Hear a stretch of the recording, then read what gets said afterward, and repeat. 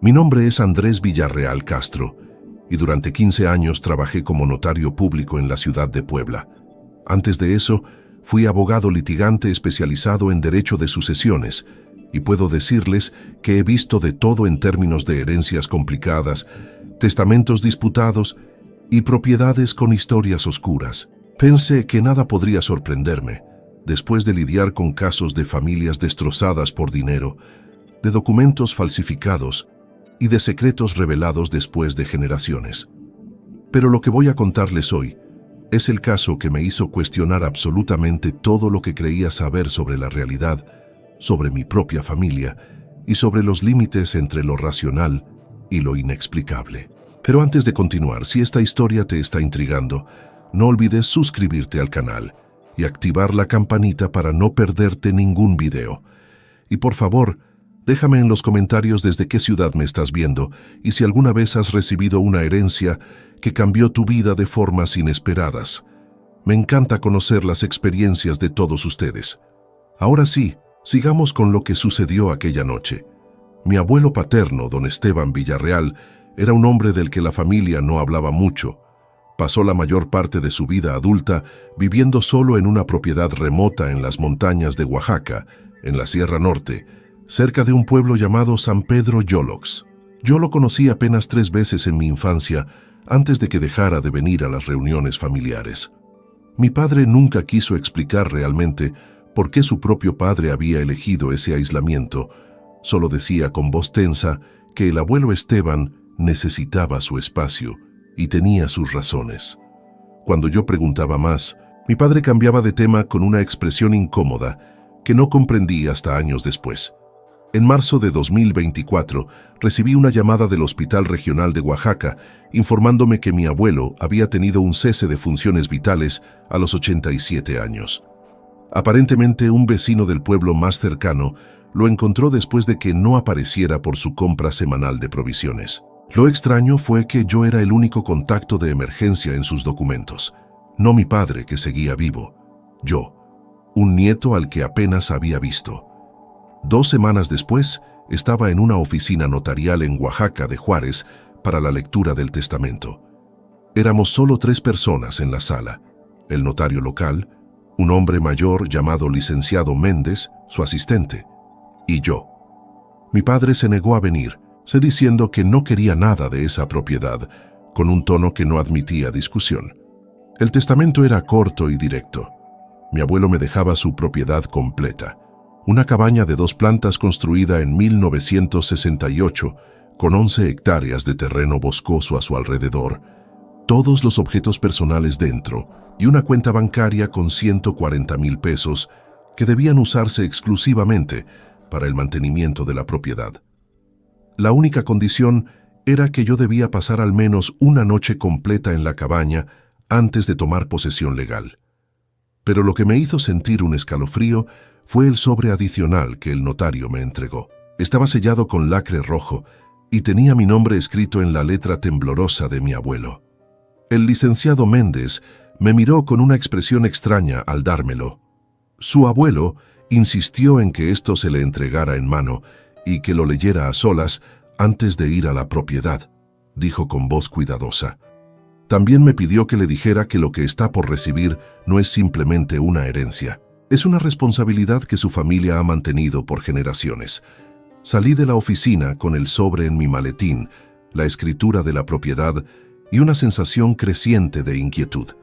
Me registré en un pequeño hotel del centro histórico y finalmente abrí el sobre en mi habitación esa noche. Dentro había 3 hojas de papel escritas a mano con la letra de mi abuelo, que se volvía más irregular conforme avanzaban las páginas. El encabezado decía simplemente: reglas para la cabaña de Yolox. Andrés, leí, si estás leyendo esto, significa que aceptaste la herencia y que tu padre no te advirtió. No lo culpo. Él escapó de esta responsabilidad hace 30 años y nunca miró atrás, pero tú tienes algo que él no tiene: curiosidad y la capacidad de aceptar que el mundo es más extraño de lo que nos enseñaron. Por eso te elegí a ti. La propiedad que ahora es tuya no es una simple cabaña de retiro. Es un puesto de vigilancia, un punto de observación y si sigues las reglas que voy a darte, también será tu refugio seguro. Nuestra familia ha mantenido esta propiedad desde 1892, cuando tu tatarabuelo Ignacio la construyó después de ciertos eventos en estas montañas. No voy a explicarte todo ahora, porque no me creerías hasta que lo experimentes tú mismo. Solo te pido que confíes en estas reglas. Fueron escritas con experiencia pagada, de formas que no desearía para nadie. Seguían 23 reglas numeradas. Las primeras parecían normales, casi banales. Cerrar todas las puertas antes del anochecer, mantener provisiones de agua siempre, verificar el generador semanalmente. Pero conforme leía, las reglas se volvían progresivamente más extrañas y específicas. Regla 7.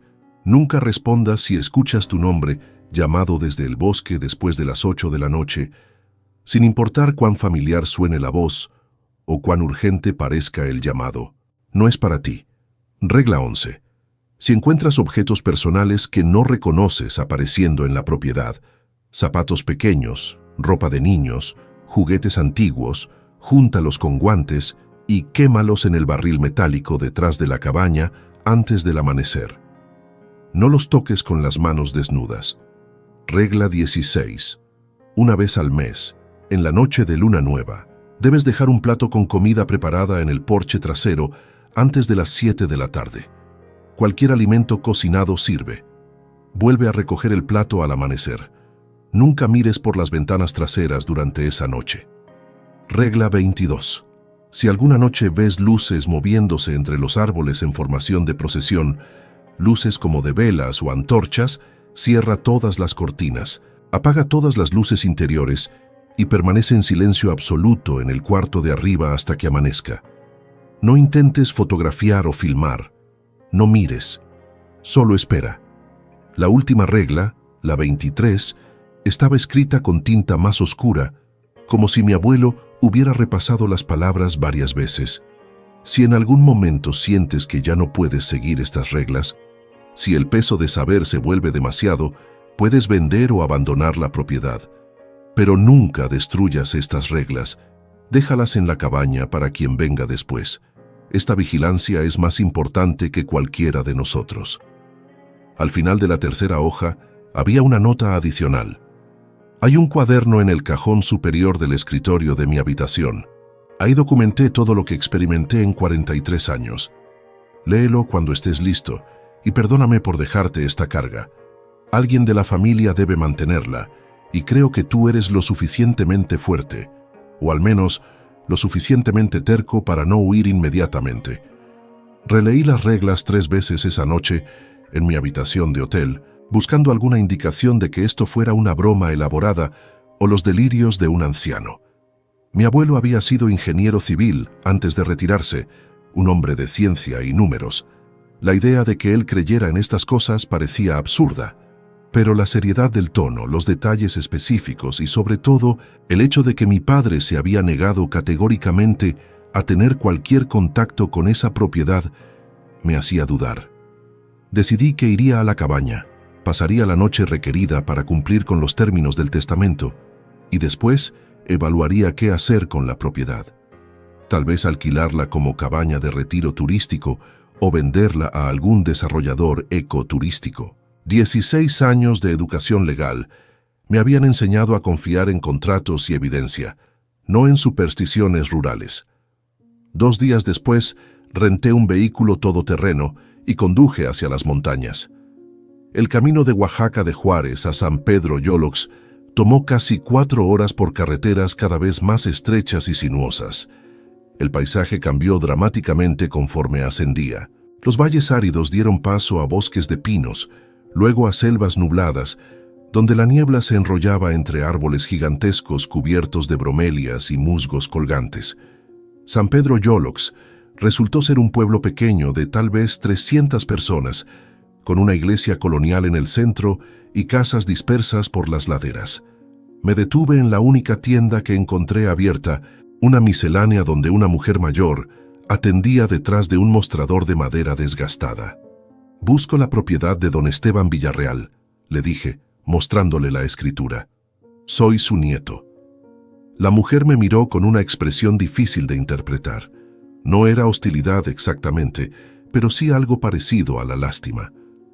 «La cabaña de los Villarreal», dijo lentamente. «Siga el camino principal hacia el norte unos 5 kilómetros. Verá un desvío de terracería con un poste de madera que tiene una V tallada. Ahí gire. Son otros 3 kilómetros hasta la propiedad». «¿Conoció a mi abuelo?», pregunté. Todos lo conocíamos. Venía al pueblo una vez por semana por provisiones. Era un hombre respetuoso, callado. Siempre pagaba sus cuentas. Hizo una pausa. «La gente del pueblo respeta esa propiedad. Sus antepasados de usted han vivido ahí mucho tiempo». «¿Respetan la propiedad?», repetí. «¿Qué significa eso exactamente?». La mujer acomodó algunos productos en el mostrador sin mirarme. «Significa que nadie va ahí sin invitación, y que si usted va a quedarse, debería escuchar lo que la tierra le dice. Estas montañas tienen memoria». No supe qué responder a eso, así que simplemente compré algunas provisiones adicionales, agua embotellada, linternas extra, y me despedí. Mientras cargaba las bolsas en el vehículo, noté que un hombre mayor me observaba desde la puerta de una casa cercana. Cuando nuestras miradas se encontraron, él simplemente negó con la cabeza lentamente y entró a su casa. El camino hacia la propiedad fue exactamente como la mujer lo describió. El desvío de terracería estaba marcado por un poste viejo con una V tallada tan profundamente que parecía hecha con algo más grande que un cuchillo. El camino se adentraba en el bosque, volviéndose cada vez más estrecho, con ramas rozando los costados del vehículo. Finalmente llegué a un claro y ahí estaba la cabaña. Era más grande de lo que esperaba. Una construcción sólida de 2 plantas hecha de piedra y madera oscura de encino, con techo de tejas rojas cubiertas parcialmente por musgo. Un porche amplio rodeaba el frente, con postes de madera tallados con patrones geométricos que no reconocí. Las ventanas tenían contraventanas de madera, todas cerradas. Una chimenea de piedra se elevaba por un costado de la estructura. El terreno alrededor estaba bien mantenido en un perímetro de unos 30 metros, pero más allá, la selva nublada se cerraba densa y oscura. Helechos gigantes crecían entre árboles enormes, y la niebla se movía entre ellos como algo vivo. Eran las 3 de la tarde cuando llegué. Revisé las reglas de nuevo antes de salir del vehículo. La primera: nunca llegues a la propiedad después de las 6 de la tarde. Al menos había cumplido con esa. La puerta principal estaba cerrada con un candado antiguo. La llave que el notario me dio entró con dificultad, pero finalmente giró. La puerta se abrió con un crujido de bisagras que necesitaban aceite. El interior estaba sorprendentemente limpio y ordenado. La planta baja consistía en una sala amplia con una chimenea de piedra, una cocina funcional con estufa de gas, una mesa de comedor de madera maciza y un baño completo. Las paredes estaban cubiertas con estanterías llenas de libros, la mayoría sobre botánica, geología, historia de Oaxaca y, curiosamente, varios volúmenes sobre folclore indígena y antropología. Subí las escaleras de madera que crujían bajo mis pies. El segundo piso tenía 2 habitaciones. La más pequeña estaba vacía excepto por una cama individual y un armario. La habitación principal, evidentemente la de mi abuelo, tenía una cama doble, un armario más grande y un escritorio de madera junto a la ventana que daba al bosque trasero. Abrí el cajón superior del escritorio, tal como mi abuelo había instruido. Ahí estaba el cuaderno, un volumen grueso encuadernado en cuero con las esquinas desgastadas. Lo saqué y vi que debajo había otros 2 cuadernos más viejos, y debajo de esos una caja de metal que contenía fotografías antiguas. Me senté en la cama con el cuaderno más reciente. La primera entrada estaba fechada el 15 de abril de 1981. 43 años de entradas, tal como mi abuelo había escrito. Comencé a leer, y conforme las páginas pasaban, sentí cómo mi escepticismo profesional comenzaba a resquebrajarse. Mi abuelo había documentado todo meticulosamente: fechas, horas, condiciones climáticas y descripciones detalladas de eventos que desafiaban cualquier explicación racional. Objetos que aparecían de la nada específicamente zapatos de niño de diferentes épocas, desde huaraches antiguos hasta tenis modernos, siempre colocados cuidadosamente en el porche, como si alguien los hubiera dejado ahí con intención.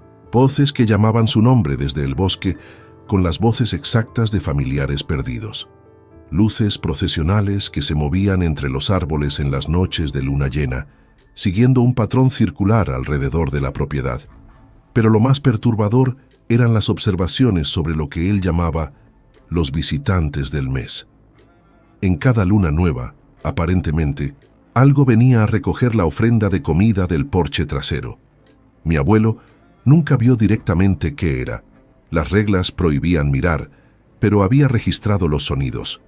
Pasos que no eran exactamente humanos, un patrón irregular, 3 golpes, 2 golpes, 3 golpes, como si algo caminara con más de 2 piernas. Y ocasionalmente, una voz de niño cantando en un idioma que no reconocía, pero que sonaba antiguo, tal vez zapoteco o mixe.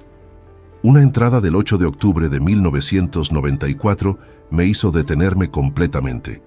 Mi abuelo escribió: «Esta noche rompí la regla 22 sin querer. Escuché las campanas que anuncian la procesión de luces y cerré todas las cortinas como siempre, pero mi curiosidad me venció.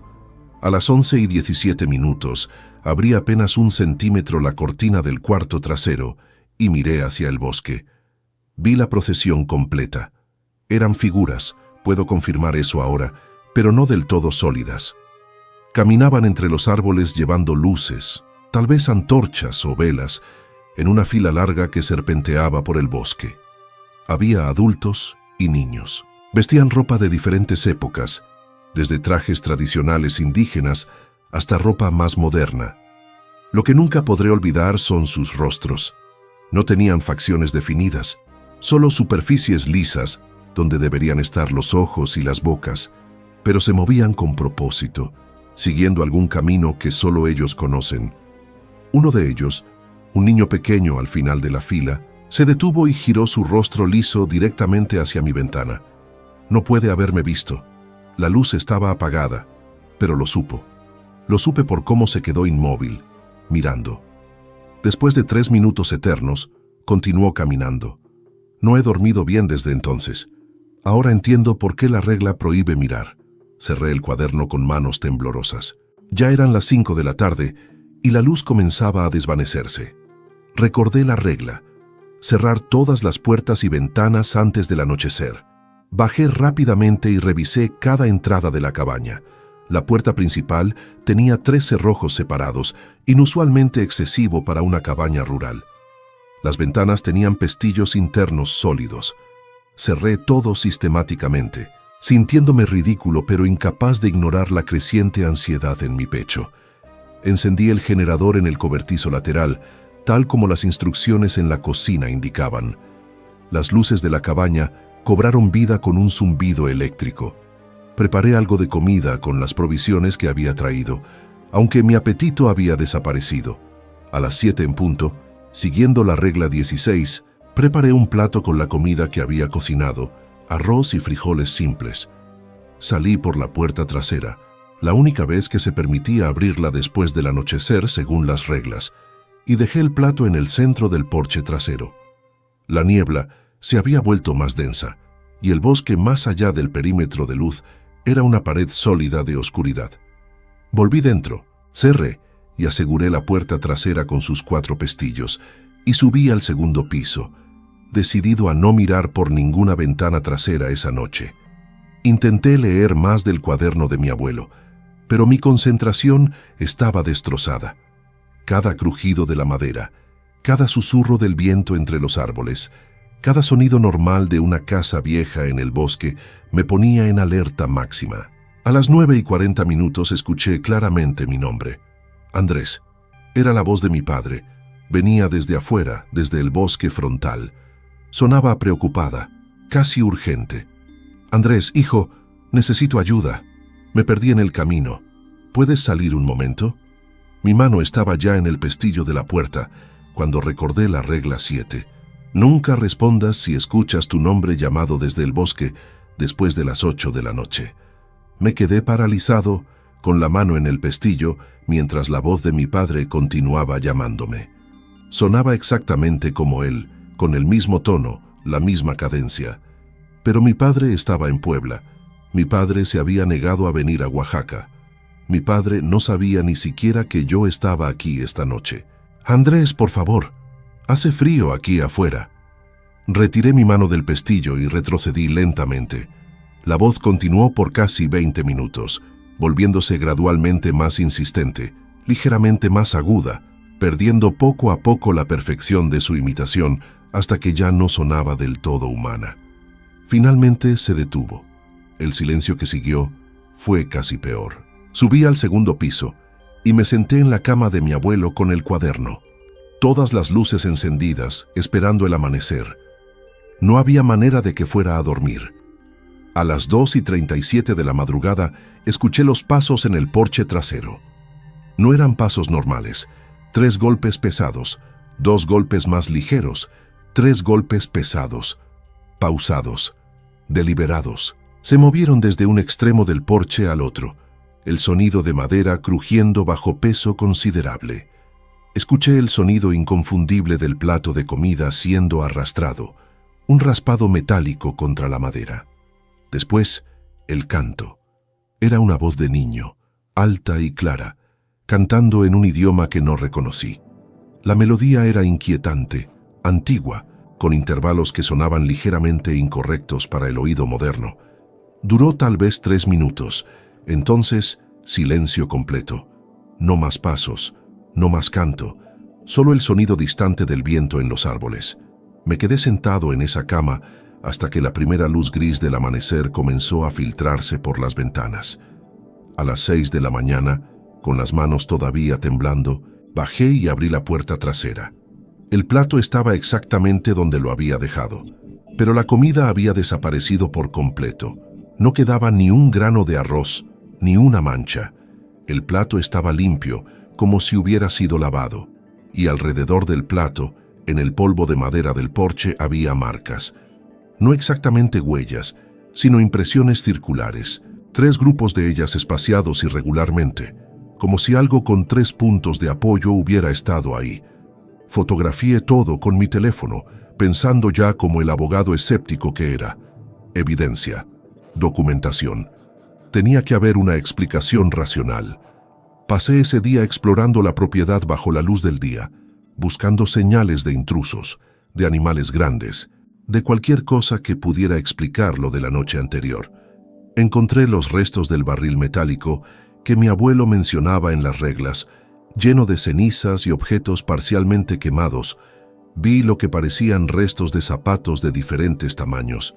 También encontré algo más, viejas estacas de madera en un perímetro circular a unos 50 metros de la cabaña, medio ocultas por la vegetación. Tenían símbolos tallados, algunos que reconocí vagamente como variaciones de diseños zapotecos o mixes. Esa tarde, incapaz de quedarme solo con mis pensamientos, conduje de regreso a San Pedro Yolox. En la plaza central, encontré a un hombre mayor sentado en una banca observando la iglesia. Me acerqué y me presenté como el nieto de don Esteban. El hombre, que se presentó como don Celestino, simplemente asintió como si hubiera esperado que viniera. ¿Pasó su primera noche?, preguntó directamente.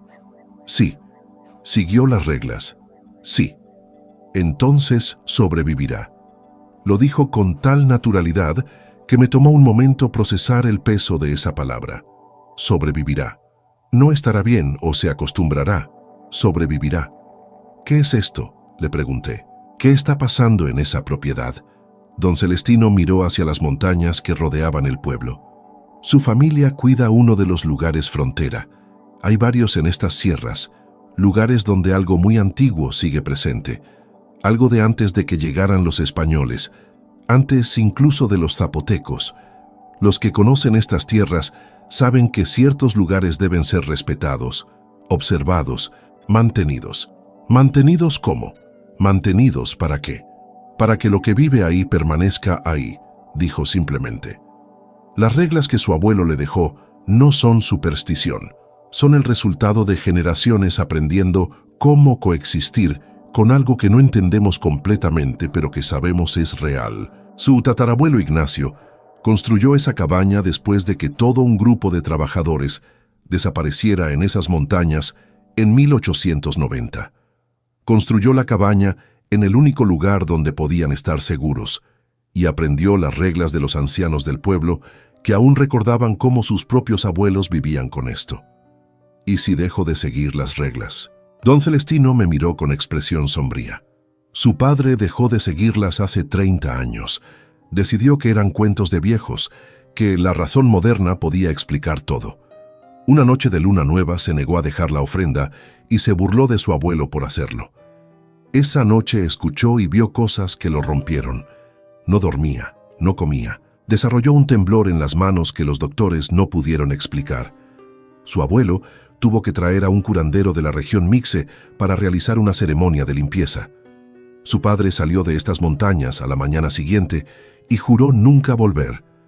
El temblor eventualmente se fue, pero él nunca fue el mismo. Eso explicaba tanto. Las reacciones de mi padre, su negativa absoluta a hablar de esta propiedad, la tensión que siempre aparecía cuando se mencionaba al abuelo Esteban. ¿Entonces estoy atrapado?, pregunté. ¿Tengo que vivir ahí siguiendo estas reglas el resto de mi vida? Puede irse si quiere, dijo don Celestino. Vender la propiedad, regalarla, abandonarla. Pero alguien debe mantenerla, alguien debe seguir las reglas. Si no, lo que vive en esas montañas comenzará a moverse más allá de sus límites. Ya sucedió una vez, en 1943, cuando la propiedad estuvo vacía por 6 meses después de que su bisabuelo pasara. Se encontraron 3 niños del pueblo perdidos en el bosque, incapaces de hablar, solo repetían el mismo canto en un idioma que nadie reconocía. Tomó un año entero de ceremonias restaurarlos parcialmente. Uno de ellos nunca volvió a hablar. Regresé a la cabaña esa tarde con un peso nuevo en el pecho. Ya no era solo curiosidad o miedo, era la comprensión lenta y terrible de que esto era real, que generaciones de mi familia habían cargado con este conocimiento y que ahora era mi turno. Esa noche seguí las reglas de nuevo. Cerré todo antes del anochecer. A las 7 en punto dejé la ofrenda de comida en el porche trasero, y cuando a las 9:50 escuché voces llamándome, esta vez la voz de mi madre preguntándome por qué la había abandonado, una voz que sabía era imposible porque mi madre había tenido un cese de funciones vitales 5 años atrás, no me moví. Me quedé sentado en la sala, leyendo más del cuaderno de mi abuelo, aprendiendo sobre los patrones, sobre las señales, sobre cómo vivir en ese espacio liminal entre lo conocido y lo inexplicable. Los siguientes días establecí una rutina. Revisaba el perímetro durante el día, mantenía la propiedad, leía los cuadernos antiguos que detallaban observaciones de mi bisabuelo y tatarabuelo. La documentación se remontaba a generaciones, cada hombre de la familia agregando sus propias experiencias. En el cuaderno más antiguo, escrito por mi tatarabuelo Ignacio en español, mezclado con algunas palabras en zapoteco, encontré la explicación más cercana a un origen que tendría. Él describía cómo los ancianos del pueblo le habían contado sobre un lugar sagrado en las montañas donde, mucho tiempo atrás, se realizaban ceremonias para los niños que partían antes de tiempo, los que no llegaron a nacer o los que se fueron en sus primeros años. Era un lugar de tránsito, decían, donde las almas jóvenes esperaban antes de continuar su viaje. Pero algo había salido mal, tal vez alguna ceremonia interrumpida, algún sello roto. Las almas se quedaron atrapadas, buscando perpetuamente lo que no pudieron tener, imitando voces de familiares, dejando zapatos que nunca usarían, cantando canciones que les habían enseñado. No eran malvadas, explicaba mi tatarabuelo. Eran tristes, confundidas, atrapadas entre estados, y en su confusión podían dañar sin intención, especialmente a los vivos que se acercaban demasiado sin protección. Las reglas entonces no eran para protegerse de algo maligno, eran para protegerse de algo trágico que no entendía su propia naturaleza. El 14º día de mi estancia encontré algo que cambió mi perspectiva por completo. Estaba revisando el perímetro cuando noté algo diferente en uno de los postes con símbolos tallados. Al acercarme vi que alguien había dejado algo ahí, algo nuevo. Era un pequeño juguete, un caballito de madera tallado a mano, desgastado pero claramente hecho con cuidado. No estaba ahí el día anterior. Recordé la regla 11 sobre los objetos que aparecían. Siguiendo las instrucciones, fui por guantes de la cabaña, recogí el juguete cuidadosamente y lo llevé al barril metálico, pero antes de quemarlo, lo observé detenidamente. Había algo tallado en la base del caballo. 3 letras. EBC. Las iniciales de mi abuelo, Esteban Villarreal Castro. Este juguete le había pertenecido cuando era niño. Entendí entonces la naturaleza cíclica de todo esto. Lo que vivía en esas montañas no solo tomaba, también devolvía fragmentos de vidas pasadas, ecos de lo que fue. Quemé el juguete como las reglas indicaban, pero el humo que se elevó parecía llevarse más que madera. Parecía llevarse memoria, tristeza y algo que nunca tendría nombre. Esa noche, después de dejar la ofrenda habitual, escuché de nuevo el canto del niño, pero esta vez, mientras permanecía sentado en la sala sin mirar hacia las ventanas traseras, tomé una decisión. Comencé a canturrear suavemente una canción de cuna que mi abuela me cantaba, la misma que probablemente le cantó a mi padre y a mi abuelo. El canto del exterior se detuvo. Hubo un momento de silencio absoluto. Después, muy suavemente, el canto se reanudó, pero esta vez intentando imitar la melodía que yo había tarareado. Era torpe, desafinado, pero era claramente un intento de aprender, de conectar. Continué tarareando hasta que el sonido exterior se desvaneció en la distancia. En la mañana, el plato estaba limpio como siempre, pero al lado, cuidadosamente colocada, había una pequeña piedra pulida con forma de corazón. No la quemé. En cambio, la guardé en el escritorio de mi abuelo junto a los cuadernos. Un recordatorio de que lo que cuidaba aquí no era simplemente un pedazo de tierra. Era un repositorio de tristeza antigua buscando consuelo, y alguien necesitaba estar ahí para proporcionarlo. Han pasado 8 meses desde que heredé la cabaña de Yolox. Sigo viviendo ahí, siguiendo las reglas meticulosamente. Mi práctica legal en Puebla está en pausa indefinido. He contratado socios para manejar los casos pendientes. Mi vida ahora se divide entre el mantenimiento de la propiedad, la documentación continua de lo que observo y el estudio de los patrones. He empezado mi propio cuaderno, agregando mis observaciones a las generaciones anteriores. También he comenzado a investigar los otros lugares frontera que don Celestino mencionó, preguntándome cuántas familias más como la mía están manteniendo vigilancias similares en estas montañas antiguas. Lo más extraño es que ya no siento miedo. Hay respeto, cautela y una profunda tristeza por lo que estas entidades representan. Pero no miedo. He aprendido que siguiendo las reglas, manteniendo las ofrendas y proveyendo un punto de observación constante, existe un equilibrio. Las voces aún llaman, las procesiones aún se mueven entre los árboles y los objetos aún aparecen ocasionalmente. Pero ahora entiendo que no es un ataque. Es un ciclo, un ritual de necesidad mutua. Los muertos necesitan ser recordados. Los perdidos necesitan un faro, aunque nunca puedan acercarse completamente a su luz. Y los vivos necesitamos recordar que no todo en este mundo opera bajo las reglas que nos enseñaron en la escuela o la universidad. Mi padre finalmente me llamó la semana pasada. No preguntó directamente sobre la cabaña, pero su voz tenía una tensión que reconocí. ¿Estás bien?, me preguntó. Estoy siguiendo las reglas, respondí. Hubo un largo silencio. ¿Las lees todas las noches? Todas las noches. Otro silencio. Fuiste más fuerte que yo, o más necio. Aún no decido cuál. Tal vez ambas, dije. ¿Alguna vez quisiste contarme? Todos los días, admitió. Pero tu abuelo tenía razón. Nadie te hubiera creído hasta que lo experimentaras tú mismo, y una parte de mí esperaba que nunca tuvieras que hacerlo. ¿El temblor en tus manos?, pregunté. Don Celestino me contó. Se fue hace años, dijo mi padre, pero los sueños nunca lo hicieron. Aún escucho esas voces llamándome algunas noches. Aún veo esas luces moviéndose detrás de mis párpados cerrados, 30 años después. Comprendí entonces por qué mi abuelo me había elegido a mí en lugar de presionar a mi padre para que regresara. Algunos de nosotros podemos cargar con el conocimiento de lo inexplicable y seguir funcionando.